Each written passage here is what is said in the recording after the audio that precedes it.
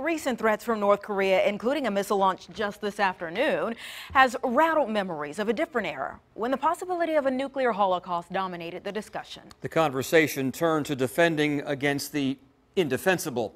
Hampton Roads was once surrounded by 8 Nike missile batteries, some on military bases, others not far from our neighborhoods.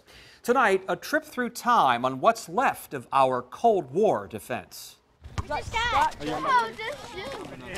A pickup basketball game echoes through Nike Park in Isle of Wight County, where harmless play masks what lies beneath the surface. Military authorities have advised us that an enemy attack by air is imminent. A deep history steeped in fear and mistrust between superpowers.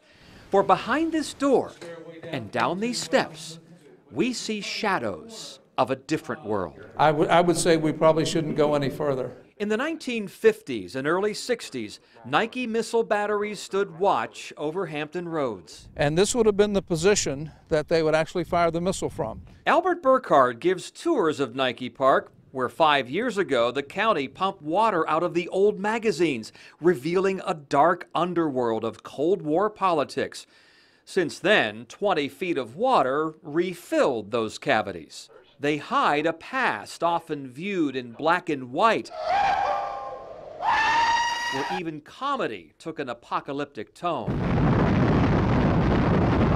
And on a more serious note, duck and cover. Civil defense, where everyone needed a purpose and a cool head. At least here in Hampton Roads, you didn't want to panic the population because where would the people go?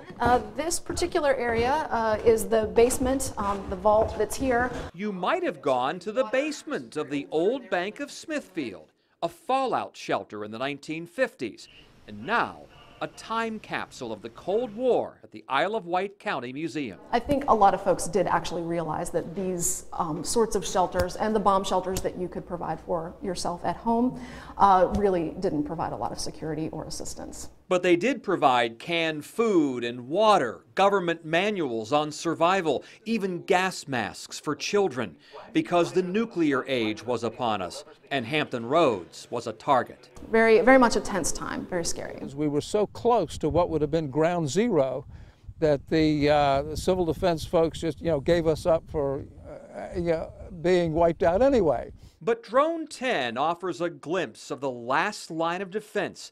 A Nike missile battery in Hampton, abandoned for more than 50 years.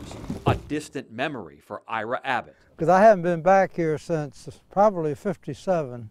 Abbott was an Army Battalion Guided Missile Maintenance Chief in charge of the missiles in 4 of the 8 local batteries, including this one. The center line would be about in here and it'd open up like so. No missile ever fired from these batteries, but one day Abbott says an Air Force plane failed to identify itself, and the officer in charge came to a decision. And he was gung-ho enough to do it. And then what finally saved it? The Air Force tally-hoed him. So the Air Force identified him, and so everything went back to normal. And more than 50 years later, places like Nike Park take us back to that dark time. So future generations don't forget how close we came under the concept of mutual assured destruction to virtually getting wiped out. And that's why the story needs to be told. And so maybe we wouldn't ever come close again.